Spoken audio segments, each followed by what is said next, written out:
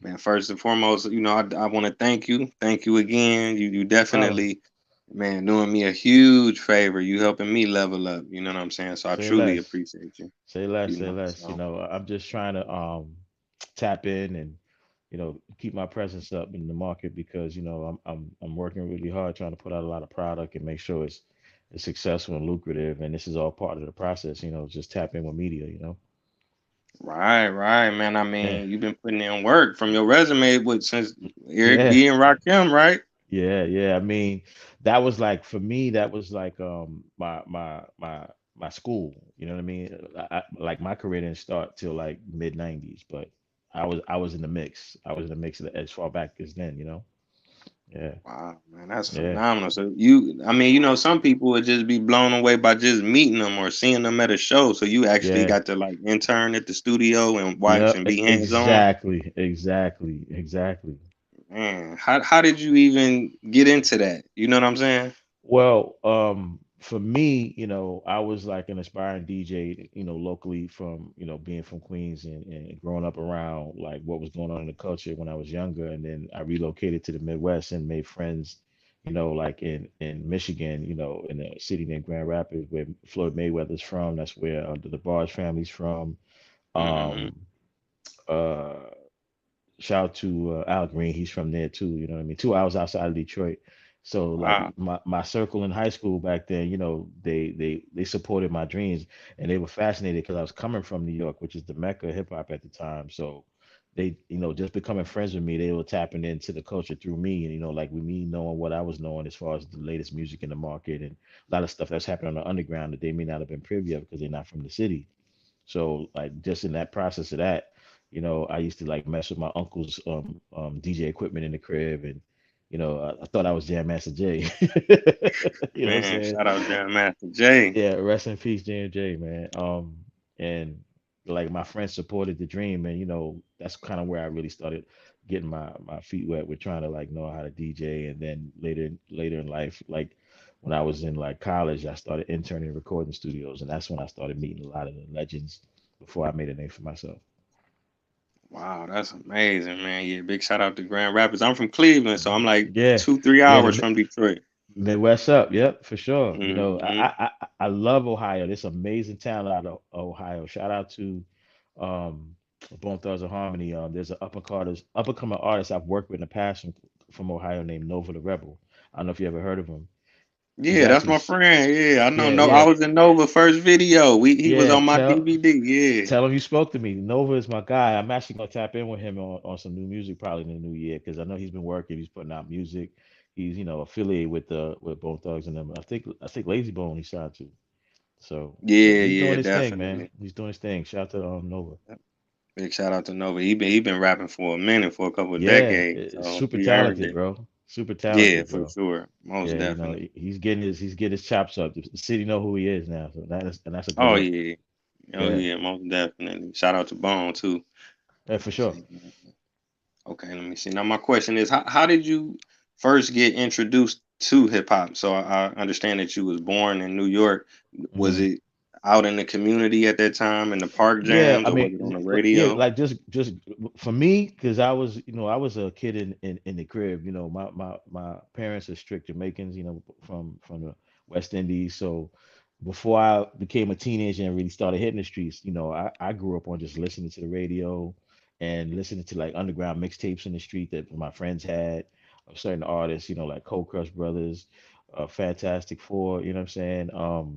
And then of course that's when Run DMC, LL, Houdini, Fat Boys, all of the greats that came out in the 80s. I came up on all that music. So I was a fan of the music way before I got an opportunity to be a part of it. You know what I'm saying? Like the consummate fan of the music, like listening to the radio, like both stations that was programming most of the hip hop music, just flipping the dial, trying to listen to the latest mixes and what the DJs was playing and consuming it like, what I'm saying, an advocate fan. Wow, that's amazing, right? You come from the Mecca where it all started, man. Absolutely, absolutely. I ain't get in the mix until professionally until my early 20s, like around 24. But like prior to that, I was just a fly on the wall watching things unfold, watching Run DMC blow up, watching, LL blow up.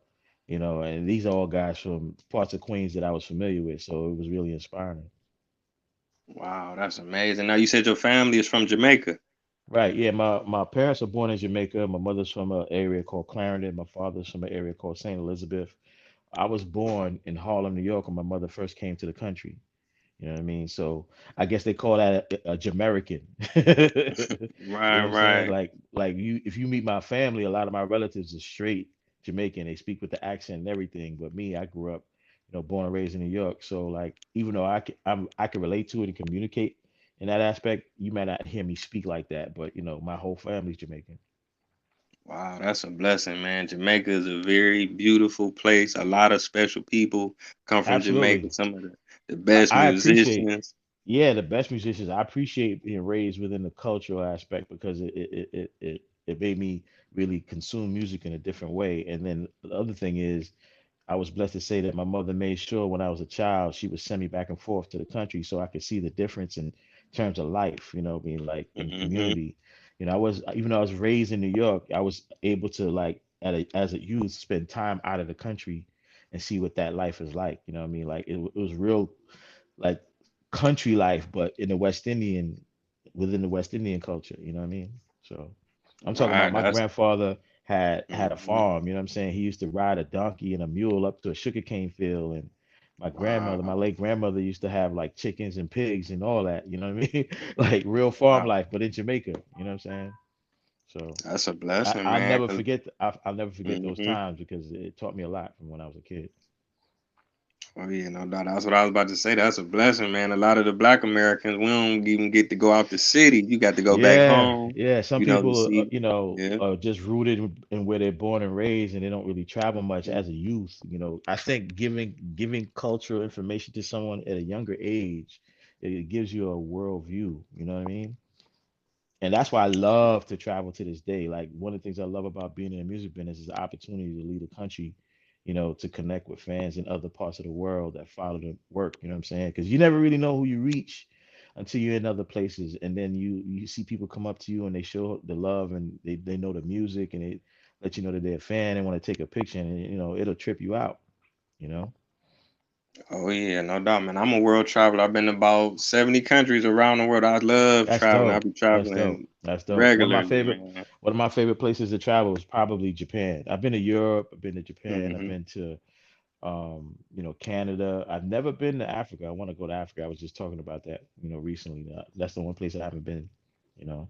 Oh But wow, oh, wow, yeah. and South America. I've never been to South America.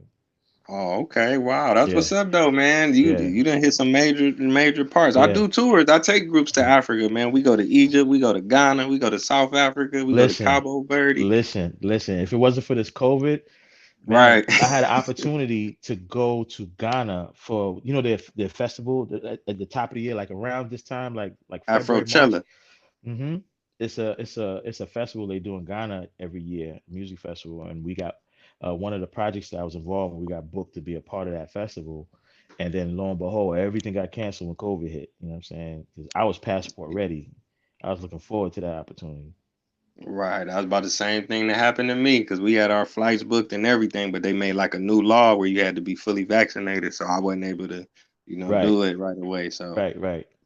but maybe next year for sure. But Yeah, going and back. I'm Mhm. vaccinated, but we don't know what to expect. This COVID thing is crazy, bro. Right, right, right. Best to chill. I've been laying low for the last couple of weeks. Some of my relatives are still recovering from COVID. Some of my close friends, Oh so wow. yeah, it's real. Hey, man, hopefully they be all right, man. Yeah, for sure, for sure. So far, so good. I haven't heard nobody like in a dire situation in the hospital. But it could be worse. So I'm thankful for that. Yeah, yeah, that's a blessing. And then, like I was saying, back to Jamaica, man. Jamaica has done a lot for hip hop, Oh, from her absolutely. to Busta Rhymes to Biggie Absolutely. to you, A and lot of probably people a don't lot of other realize the people you don't know. roots. You're absolutely right. A lot Hmm. of people don't realize the connection with some of the greatest artists in music and their cultural backgrounds. Like Biggie's mother was Jamaican.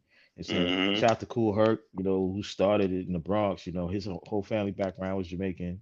You know what I'm saying? Buster, another legend, Jamaican background. Shout out to Fife, rest in peace to Fife. I believe he was Trinidadian. You know what I mean? So Okay, okay. a lot of culture that's tapped into the music because you just have a different, you're just more well-rounded in music knowledge too.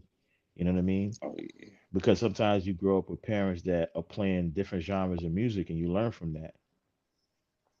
Oh yeah. Oh yeah. No I know I doubt. did. I grew up on reggae, soul, R&B, jazz, rock, like 80s rock, a little Mm, bit of country, you know what I mean? Like literally hearing that like records being played when I was a kid. man, that's a form of education and It is a communication. form of education, absolutely.